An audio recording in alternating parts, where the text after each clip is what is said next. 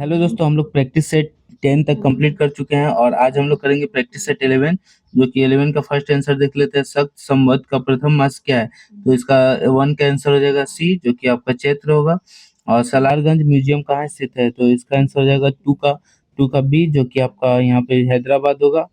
प्रथम भारतीय उपग्रह और आर्यभट्ट को कब प्रक्षेपित किया गया था? तो क्वेश्चन नंबर 3 का आंसर हो जाएगा बी, जो कि आपका 1975 हुआ हो गया। और 1975। और क्वेश्चन नंबर 4, द्रोणाचार्य पुरस्कार किस क्षेत्र में दिया जाता है? क्वेश्चन नंबर 4 का आंसर हो जाएगा सी, जो कि आपका द्रोणाचार्य पुरस्कार की स्थापना 1985 में की गई थी। यह पुरस्कार क्रीड़ा क्रीड़ा खेल प्रशिक्षण में दिया जाता है। Question number 25, question number only 5, Gitanjali किसके द्वारा लिखी गई है? तो इसका आंसर हो जाएगा रविंद्रनाथ टैगोर। और क्वेश्चन नंबर 5 का आंसर हो जाएगा रविंद्रनाथ टैगोर गीतांजलि, और ये 1913 में लिखा गया था। क्वेश्चन नंबर 6 का हो जाएगा, बिहार में पेंटिंग विधा कौन सी है? तो इसका आंसर हो जाएगा बी, सॉरी ए हो जाएगा, जो कि मधुबनी होगा। तो यहाँ पे मधुबनी होगा। और विश्व प्रसिद्ध भारतीय चित्रकला मधुबनी पेंटिंग बिहार के मिथिला क्षेत्र से मधुबन नामक गांव से उत्पन्न हुई है। क्वेश्चन नंबर 7, बिहार में पहला कांग्रेस अधिवेशन कहाँ हुआ था? तो इसका आंसर हो जाएगा 7 का आंसर हो जाएगा आपका डी, जो कि बिहार में पहला कांग्रेस अधिवेशन 2026 से आपका यहाँ पे 26 से 31 दिसंबर, और 1922 में आपका 28 दिसंबर से 1885 को बम्बई मुंबई में उमेश चंद्र बनर्जी द्वारा किया गया था। क्वेश्चन नंबर 8, किस किस विश्व किस वर्ष में श्री नीतीश कुमार प्रथम बार प्रधानमंत्री बने, सॉरी मुख्यमंत्री बने? तो क्वेश्चन नंबर इसका आंसर हो जाएगा, जो कि 2005 होगा। तंबाकू में उपस्थित एल्कोलाइड होता है, तो इसका आंसर हो जाएगा निकोटीन। क्वेश्चन नंबर 10, मनुष्य के शरीर में सबसे अधिक मात्रा में कौन सा तत्व पाया जाता है? तो क्वेश्चन नंबर 10 का आंसर हो जाएगा आपका यहाँ पे जल, जो कि बी, ऑप्शन बी हो जाएगा 10 का। और आपका यहाँ पे क्वेश्चन नंबर 11 देख लेते हैं, मनुष्य का स्राव आवृत्ति कैसा है? तो इसका आंसर हो जाएगा आपका यहाँ पे सी हो जाएगा। Question number 12, question number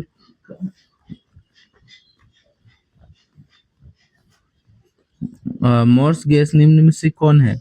question number 12 का आंसर हो जाएगा सी, जो कि मीथेन को मीथेन को मॉर्स गैस नामक जाना जाता है। यह एक ईंधन गैस भी है जो दलदली भूमि से उत्पन्न होती है। क्वेश्चन नंबर 13, सूर्य व तारों में ऊर्जा का प्रमुख स्रोत है, तो इसका आंसर हो जाएगा आपका क्वेश्चन नंबर 13 का बी, जो कि आपका यहाँ पे नाभिकीय संलयन होगा। क्वेश्चन नंबर 14, भारत सबसे आघातवर्ध धातु कौन सी है? सबसे अधिक आघातवर्ध धातु कौन सी है? तो क्वेश्चन नंबर 14 का आंसर हो जाएगा बी, जो कि प्रश्नगत दिए गए विकल्पों में सबसे सर्वाधिक आघातवर्ध धातु सोना है, जो प्राकृतिक में मुक्त, संयुक्त और अवस्था दोनों में पाई जाती है। क्वेश्चन नंबर 15, एक लंबी परिनालिका जिससे विद्युत धारा प्रवाहित हो और अक्ष पर चुंबकीय क्षेत्र भी उत्पन्न होता है। अगर विद्युत धारा दोगुनी हो जाए तो नया चुंबकीय क्षेत्र होगा, तो इसका आंसर हो जाएगा 2B। सामान्य नेत्र रेटिना का सामान्य नेत्र रेटिना पर पड़ने पर प्रतिबिंब कौन सा होता है? तो इसका आंसर हो जाएगा वास्तविक और उल्टा, जो कि 16 का आपका 16 का सी हो जाएगा। क्वेश्चन नंबर 17, चलती गाड़ी के डिब्बों में हवा प्रवेश करती है, इसकी व्याख्या आधारित है। तो इसका 17 का आंसर हो जाएगा आपका बी, जो कि व्याख्या आधारित है बर्नौली के प्रथम पर। क्वेश्चन नंबर 19 देख लेते हैं, जब बैरोमीटर का पारा अचानक से जाम हो जाए तो किस प्रकार बात के खोदक है? तो क्वेश्चन नंबर 18 का आंसर हो जाएगा आपका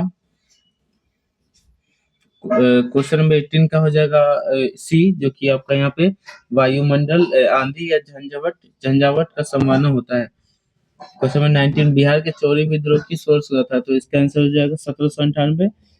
इसका question number 20, global passport power में भारत का विश्व रैंकिंग कितना है? तो इसका आंसर हो जाएगा बी, जो कि 75 होगा। क्वेश्चन नंबर 21, धार्मिक जनसंख्या 2011 के अनुसार भारत में लिंग अनुपात किस धर्म का सबसे अधिक है? तो इसका आंसर तो इसका आंसर हो जाएगा आपका ईसाई।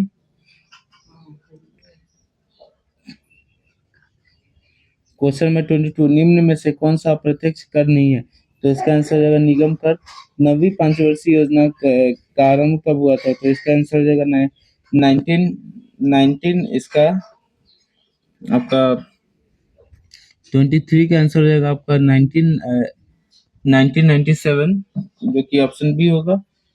और क्वेश्चन 24, भारत का एकमात्र तैरता हुआ उद्यान कौन सा है? तो इसका आंसर हो जाएगा आपका ये काबुल नामजाओ होगा।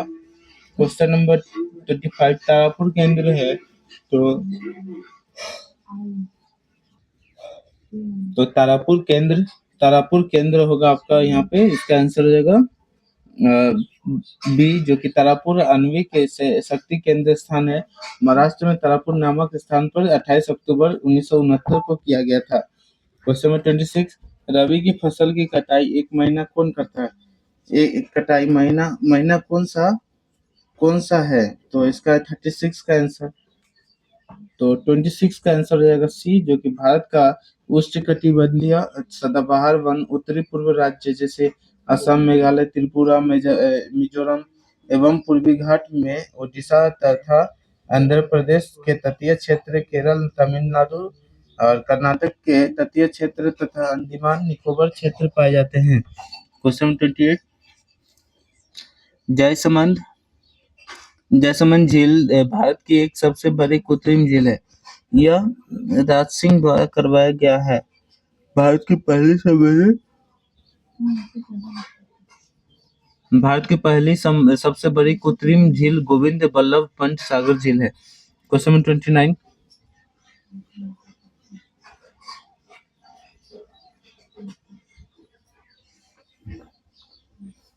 विश्व का सबसे बड़ा समुद्री गहरा ये आपका यहाँ पे चैलेंजर होगा। क्वेश्चन नंबर 30, लोकमान्य की उपाधि किसने दी थी? किसे दी गई है? तो इसका आंसर है जयप्रकाश नारायण। क्वेश्चन नंबर 30 का सी होगा। क्वेश्चन नंबर 31, आपका बिहार के प्रसिद्ध पूसा से कृषि संस्थान किस देश में है? तो इसका आंसर हो जाएगा आपका बी, और नहीं सी होगा, सी अमेरिका होगा। क्वेश्चन नंबर 32, क्वेश्चन नंबर 32 देख लेते हैं। कौन सी नदी भूमध्य रेखा के 2 बार पार करती है? तो इसका आंसर हो जाएगा कांगो। क्वेश्चन नंबर 33, प्राचीन भूगर्भीय चट्टानों की आयु को मापने के लिए किसका इस्तेमाल किया जाता है? तो इसका आंसर हो जाएगा 33 का डी, जो कि पोटेशियम आर्गन डेटिंग, जो कि कार्बन डेटिंग भी होता है, उसके रूप से आपका यहाँ पे समय का पता लगाया जाता है, मतलब कितने साल पुरानी चीजें हैं। क्वेश्चन नंबर 34, भारतीय राष्ट्रीय गान पहली बार कब गाया गया था? तो इसका 34 का आंसर हो जाएगा बी, जो कि 1911 में गाया गया था। क्वेश्चन नंबर 35, पंचायती राज किस संशोधन द्वारा लागू किया गया था? तो क्वेश्चन नंबर 35 का आंसर हो जाएगा आपका यहाँ पे ए, जो कि अब 24 अप्रैल 1993 को पंचायती राज व्यवस्था को 73वें संविधान संशोधन द्वारा लागू किया गया था। इसके द्वारा संविधान में भाग 9 को पुनः स्थापित कर 16/9 अधिक्षक आयु 243 से 2430 तक और 11वीं सूची में जोड़ी गई। 11वीं अनुसूची में 29 दिसंबर विषय है, जिसमें पंचायती विधि बना हुआ है। क्वेश्चन नंबर 36, भारत की संसद के 2 भाग हैं, Lok Sabha, Rajya Sabha. ₹20 received on PhonePe। Bharat के राज्य के 2 भाग हैं, लोकसभा और राज्यसभा। संसद की किसी सदन की कार्यवाही है और गैर सदस्य रूप में भारत की महान्यायवादी भाग ले सकता है। उसे संसद में बोलने का भी अधिकार है। संविधान के अनुच्छेद 1979 में क्वेश्चन नंबर 37, निम्न में से कौन सा गैर सदस्य के रूप में संसद के किसी सदन पर कार्यवाही के भाग ले सकता है? तो इसका आंसर हो जाएगा आपका महान्यायवादी, जो कि 36 का सी होगा। क्वेश्चन नंबर 37, किस संवैधानिक संशोधन अधिनियम के द्वारा राष्ट्रपति राष्ट्रपति देना अनिवार्य नहीं चाहता? तो क्वेश्चन नंबर 37 का आंसर हो जाएगा आपका यहाँ पे ए, जो कि 24 अमेंडमेंट। क्वेश्चन नंबर 38, भारत लेखा समिति लोक लेखा समिति का अध्यक्ष होते हैं। तो 38 का आंसर हो जाएगा बी, जो कि लोक लेखा समिति के 22 सदस्य होते हैं और 15 लोकसभा के व 7 राज्यसभा के सदस्य होते हैं। इस समिति के अध्यक्ष की नियुक्ति लोकसभा सदस्यों में से की जाती है। इस समिति के अध्यक्ष विपक्षी दल से ही चुना जाता है। सार्वजनिक खाता समिति के अध्यक्ष की नियुक्ति लोकसभा अध्यक्ष द्वारा चुना जाता है। क्वेश्चन नंबर 39, बलवंत राय मेहता समिति संबंधित है। तो क्वेश्चन नंबर 39 का आंसर हो जाएगा ए, जो कि बलवंत राय मेहता समिति का संबंध पंचायती राज से है। इस समिति का गठन 1957 में किया गया था। इस समिति ने देश में त्रिस्तरीय पंचायत राज मॉडल लागू किया था और ये लागू करने की सिफारिश की और जिसे सरकार ने स्वीकार कर लिया। क्वेश्चन नंबर 40, राज्य का वास्तविक कार्यपालिका प्रधान होते हैं। जो इसका आंसर हो जाएगा 40 का बी, जो कि मुख्यमंत्री। और इसमें आपका राज्य का वास्तविक कार्यपालिका प्रधान मुख्यमंत्री होते हैं। और मुख्यमंत्री की स्थिति राज्य में वही होता है जो देश में प्रधानमंत्री क्या होता है। भारतीय संविधान के अनुच्छेद 167 के अनुसार राज्य के मुख्यमंत्री मंत्रिपरिषद और राज्यपाल के बीच में एक कड़ी के रूप में कार्य करता है। क्वेश्चन नंबर 41, भारत में प्रथम आम चुनाव कब हुए थे? तो इसका 41 का आंसर हो जाएगा सी, जो कि भारत प्रथम आम चुनाव 1951 और 1952 में हुआ था और अगस्त 1947 में भारतीय की आजादी का पश्चात यह पहला लोकसभा चुनाव था। इस आम चुनाव का भारतीय राष्ट्रीय कांग्रेस ने 489 सीटों में 364 सीटों पर जीत हासिल कर ली थी और जवाहरलाल नेहरू को भारत का प्रथम प्रधानमंत्री चुना गया।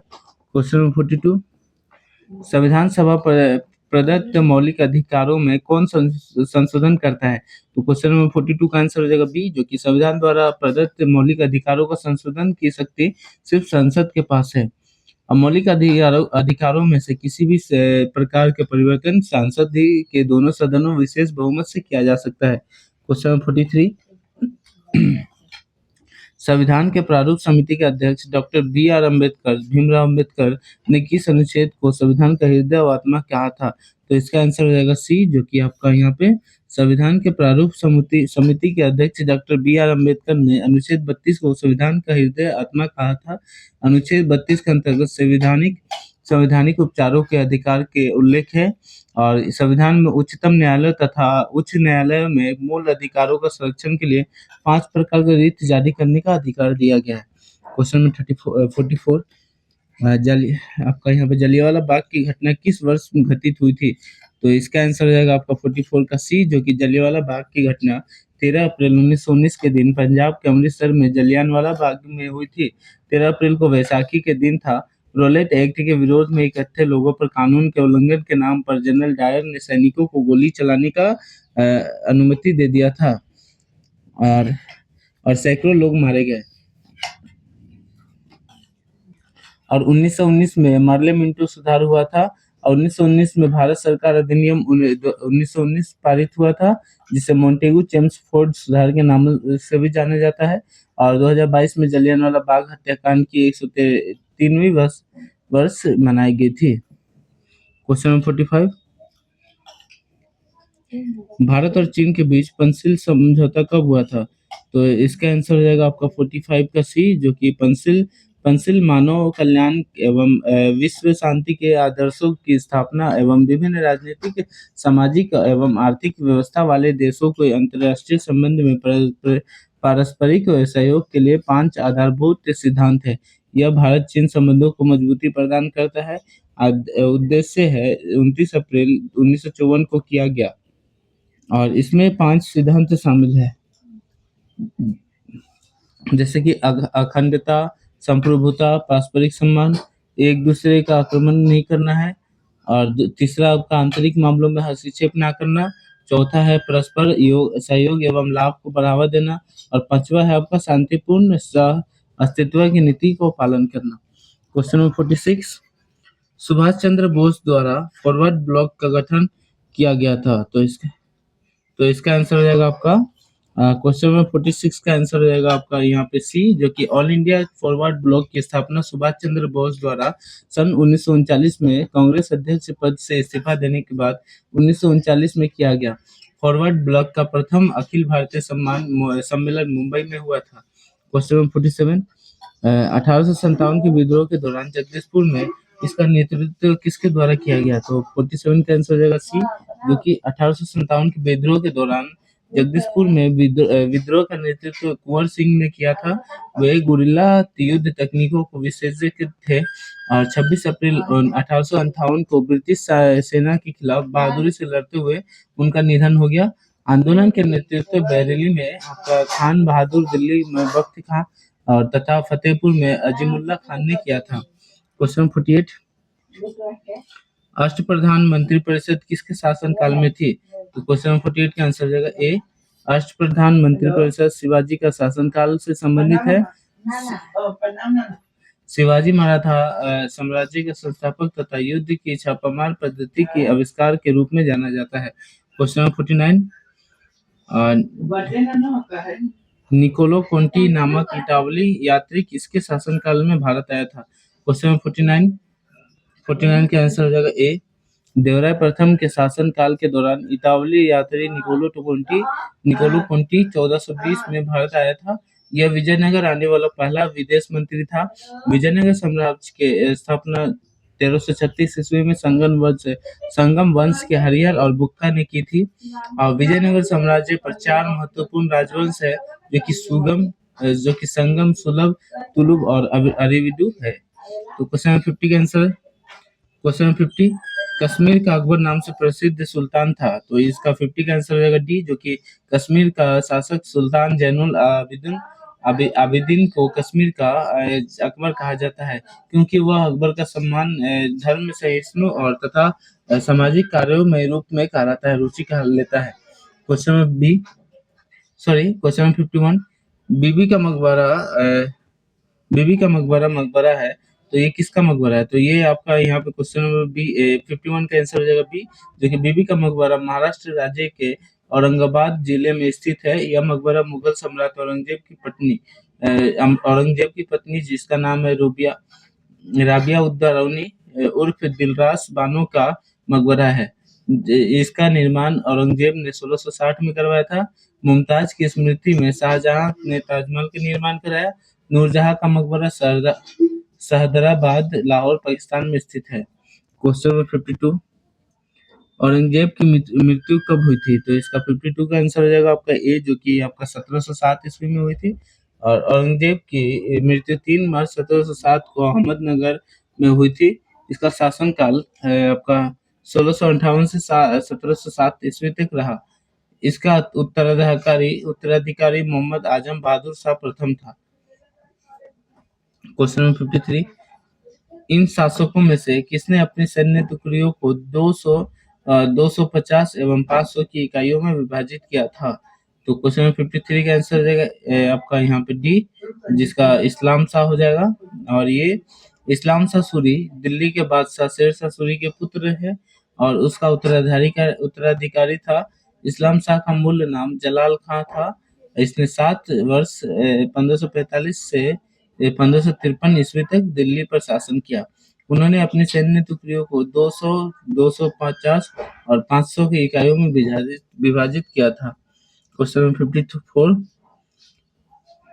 प्रसिद्ध चीनी तीर्थ यात्री फहान ने इसके शासनकाल में भारतीय यात्री थे तो यात्रा की। तो इसका आंसर 54 का हो जाएगा बी, जो कि फहान भारत की यात्रा पर आने वाला पहला चीनी भिक्षु यात्री था और जो कि अनुवादक था और जिनका लक्ष्य बौद्ध ग्रंथ एकत्रित कर उन्हें चीन ले जाना था। और उसकी यात्रा के समय 399 ईस्वी से 414 ईस्वी तक भारत में गुप्त राजवंश के चंद्रगुप्त द्वितीय का शासनकाल था। क्वेश्चन नंबर 55, भारत के किस क्षेत्र में फतेह शाही विद्रोह हुआ था? तो क्वेश्चन 55 का आंसर हो जाएगा सी, जो कि सारण सारण हो जाएगा। क्वेश्चन नंबर 55, मगध की आरंभिक राजधानी कौन सी थी? तो क्वेश्चन आपका यहाँ पे क्वेश्चन नंबर 56 का आंसर हो जाएगा सी, और सॉरी, मगध की आरंभिक राजधानी कौन सी थी? तो क्वेश्चन नंबर 56 का आंसर हो जाएगा सी, जो कि मगध प्राचीन भारत के 16 महाजनपदों में से एक थे। इसकी प्रारंभिक राजधानी गिरिध्वज, जो कि आपका राजगिरी था, और यह बिहार के वर्तमान पटना, गया तथा शाहाबाद नगरों को समाहित किए हुए हैं। क्वेश्चन नंबर 57, निम्न में से कौन सा ग्रंथ वैदिक साहित्य का हिस्सा नहीं है? तो 57 का आंसर हो जाएगा डी, जो कि वेदांग वेदांग ग्रंथ वैदिक साहित्य का हिस्सा नहीं है। वेदों का सही ढंग से समझने के लिए वेदांगों की रचना हुई। इनकी कुल संख्या 6 है, जिनके नाम शिक्षा, कल्प, व्याकरण, निरुक्त, छंद तथा ज्योतिष है। क्वेश्चन नंबर 58, सिंधु घाटी या सभ्यता के निम्नलिखित स्थानों में से कौन सी गुजरात में स्थित है? तो इसका आंसर हो जाएगा सी, जो कि आपका यहाँ पे लोथल गुजरात हो जाएगा। तो 58 का लोथल गुजरात है, जो कि सिंधु घाटी सभ्यता का प्रमुख स्थल है। ये गुजरात राज्य में स्थित है। यह बंदरगाह नगर है, जो भोगवा नदी के तट पर स्थित है, और इस स्थल की खोज 1957 ईस्वी में एस आर राव ने किया था। क्वेश्चन नंबर 59, हाल ही में मार्च में कहाँ पर भुगतान सुरक्षा शिखर सम्मेलन 2025 का आयोजन हुआ था? तो 59 का आंसर हो जाएगा आपका बी, जो कि 4 मार्च 2025 को भुगतान सुरक्षा शिखर सम्मेलन 2025 का आयोजन मुंबई में हुआ था। इसका उद्देश्य उद्योग जगत के नेताओं, नियामकों और वित्तीय संस्थानों को साथ बढ़ते हुए है। क्वेश्चन नंबर 60, क्वेश्चन नंबर 60 का आंसर आपका यहाँ पे मई 2025 में किस देश को लोंगटंग घाटी में स्थित याला ग्लेशियर और मृत घोषित किया गया था? तो इसका आंसर हो जाएगा सी, जो कि नेपाल होगा। मई 2025 में हिंदू कुश हिमालय क्षेत्र के भीतर नेपाल का लोंगटंग घाटी में स्थित याला ग्लेशियर को मृत घोषित किया गया था। तो अभी हम लोग 60 कंप्लीट कर चुके हैं क्वेश्चन। अब हम लोग करेंगे मोटर वाहन अधिनियम एवं नियमावली तथा यातायात नियम एवं संकेत। तो इसका 20 क्वेश्चन है, और वाहनों का पार्ट पुर्जे और लुब्रिकेटिंग एवं रख रखाव का 20 क्वेश्चन है। तो मतलब टोटल ड्राइवर पार्ट का आपका 40 क्वेश्चन होगा, और 60 क्वेश्चन आपका जीके जीएस का होगा। तो चलिए हम लोग यहाँ पर ड्राइवर पार्ट का 61 क्वेश्चन से मतलब क्वेश्चन नंबर 61 शुरू करते हैं।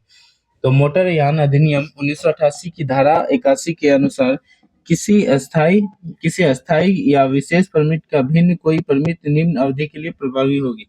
तो इसका आंसर हो जाएगा 61 का आपका सी, जो कि 5 वर्ष होगी। क्वेश्चन नंबर 62, मोटर वाहन अधिनियम 2019 किस दिनांक को लोकसभा में पेश किया गया था? तो इसका आंसर क्वेश्चन नंबर 62 का आंसर हो जाएगा बी, जो कि 23 जुलाई 2019 को हुआ था। क्वेश्चन नंबर 63, नियमों के अनुसार जब तक अन्यथा निर्देश न दिए जाए मोटर वाहन को दोहरी सड़क पर कहाँ चलाए? तो इसका आंसर हो जाएगा आपका 63 का सी, जो कि बाएं सड़क पर चलाना है। क्वेश्चन नंबर 64, यह चिन्ह प्रदर्शित करता है। तो क्वेश्चन नंबर 64 का आंसर होगा आपका सी, जो कि बाएं की ओर सड़क है। क्वेश्चन नंबर 65, मोटर यान चलाते समय हॉर्न का प्रतिषेध करने वाले यातायात चिन्ह वाले क्षेत्र में हॉर्न बजाने का प्रथम अपराध है। तो इसका 65 का आंसर हो जाएगा ए, जो कि आपका 500 रुपए के जुर्माना से दंडनीय। क्वेश्चन नंबर 66, ट्रैफिक की हरी बत्ती झलकने क्या अर्थ है? तो इसका 66 का आंसर हो जाएगा आपका बी, जो कि गाड़ियों को पास करने की अनुमति। क्वेश्चन नंबर 67, रास्ता दे संकेत चिन्ह का होता है। तो इसका आंसर हो जाएगा आपका 67 का डी, जो कि त्रिभुजकर होगा।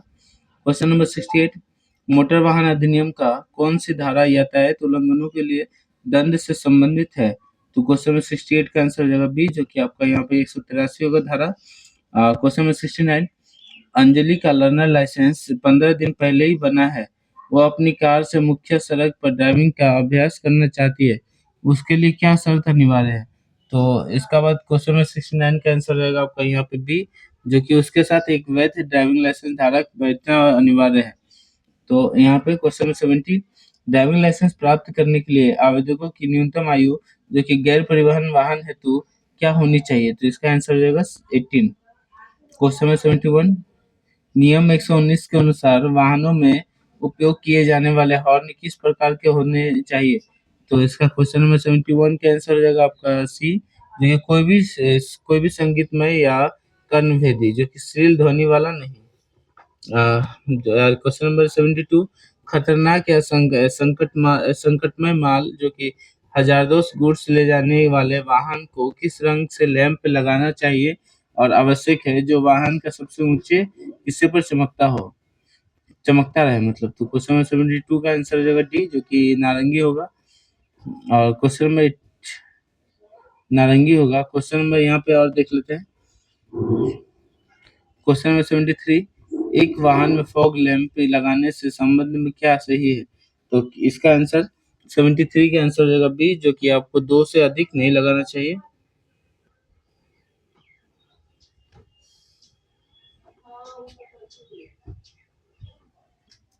तो क्वेश्चन नंबर आपका, एक वाहन पर फॉग लैंप लगाने से क्या संबंधित है? तो इसका आंसर हो जाएगा आपका यहाँ पे 73 का आंसर हो जाएगा बी, जो कि आपको 2 से अधिक नहीं लगाने चाहिए। क्वेश्चन नंबर 74, भारत में मोटर वाहन चलाने के लिए ड्राइविंग लाइसेंस अनिवार्य है या नहीं? तो इसका आंसर हो जाएगा ए, जो कि हाँ होगा। क्वेश्चन नंबर 74 का ए, भारत में निजी वाहन चलाने के लिए न्यूनतम आयु क्या है? तो इसका आंसर हो जाएगा बी, जो कि 18 वर्ष। और आपका 75 का बी। क्वेश्चन नंबर 76, 50 सीसी या उससे कम इंजन क्षमता वाली मोटरसाइकिल चलाने के लिए न्यूनतम आयु क्या है?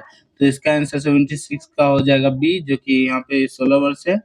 क्वेश्चन नंबर 77, चौराहे पर यातायात सिग्नल लाल बत्ती का क्या अर्थ है? तो इसका आंसर हो जाएगा वाहन को रोके, जो कि ऑप्शन ए हो जाएगा। क्वेश्चन नंबर 77 का ए। क्वेश्चन नंबर 78, कर्मशियल वाहनों का पंजीयन करते समय के लिए होता है, कितने समय के लिए होता है? तो 78 का आंसर हो जाएगा बी, जो कि 10 वर्ष। क्वेश्चन नंबर 79, दूसरे वाहन को आप बाईं ओर से ओवरटेक कब कर सकते हैं? तो क्वेश्चन नंबर 79 का आंसर हो जाएगा आपका बी, केवल तभी जब आगे जा रहे वाहन के चालक बाएं मुड़ने आपको कोई रुकावट न दिखे। क्वेश्चन नंबर 18, आधुनिक वाहन में किस प्रकार का ब्रेक होती है? क्वेश्चन नंबर 80 का आंसर हो जाएगा सी, जो कि आपका यहाँ उपयुक्त दोनों होती है। क्वेश्चन नंबर अभी 81 से स्टार्ट होगा, जो कि वाहनों का पार्ट पुर्जा और लुब्रिकेटिंग एवं रखरखाव से संबंधित है। तो इसका आंसर देख लेते हैं। क्वेश्चन नंबर 81 का देख लेते हैं। वाहन के हेडलाइट में डैश रिफ्लेक्टर इस्तेमाल किया जाता है। तो इसका 81 का आंसर रहेगा आपका, यहाँ पे देखिए 81 का आंसर रहेगा ए, जो कि वाहन को रात्रि में चलाने समय हेडलाइट का उपयोग किया जाता है, क्योंकि हेडलाइट का प्रयोग करके ही रात्रि में सुरक्षित यात्रा की जा सकती है। वाहन के हेडलाइट में परवलय कार्य रिफ्लेक्टर इस्तेमाल किया जा सकता है। परवलय जो कि ऑप्शन ए हो जाएगा। क्वेश्चन में 81, ड्रम ब्रेक में ब्रेक शू तथा ब्रेकिंग प्लेट किससे ढके होते हैं? तो इसका आंसर रहेगा 82 का बी, जो कि ड्रम ब्रेक में ब्रेक शू तथा ब्रेक ड्रम से ढके होते हैं। इसका ड्रम ब्रेक का अवयव है, जो कि ब्रेक प्लेट होगा, ब्रेक ड्रम होगा, व्हील सिलेंडर, ब्रेक लाइनिंग और ब्रेक शू और सेल्फ एडजस्टर होगा। क्वेश्चन नंबर 83, स्पोर्ट्स कारों में उपयोग होने वाली पहिया। तो इसका आंसर 83 का हो जाएगा सी, जो कि स्पोर्ट्स कारों में मैग्नीशियम मिश्र धातु दलित पहिया उपयोग किया जाता है और मैग्नीशियम मिश्र धातु पहियों का प्राथमिकता दी जाती है। मैग्नीशियम मिश्र धातु पहियों का उच्च प्रभाव या थकान शक्ति होती है और इसमें आपका तो इसका आंसर हो जाएगा आपका यहाँ सी। तो क्वेश्चन नंबर 84, डिफरेंशियल में बैकलेस का एडजस्टमेंट प्रदान की जाती है। क्वेश्चन नंबर 84 का आंसर हो जाएगा डी, जो कि डिफरेंशियल में बैकलेस का एडजस्टमेंट क्राउन व्हील और प्लेनेट गियर के बीच प्रदान की जाती है। क्राउन गियर और प्लेनेट गियर के बीच बैकलेस सटीक रूप से निर्दिष्ट किया जाता है। क्वेश्चन नंबर 85, गियर बॉक्स का मुख्य भाग नहीं है। तो क्वेश्चन नंबर 85 का आंसर हो जाएगा आपका डी, जो कि गियर बॉक्स का मुख्य भाग आपका यहाँ पे क्लच प्लेट नहीं है। तो 85 गियर बॉक्स का मुख्य भाग देख लेते हैं।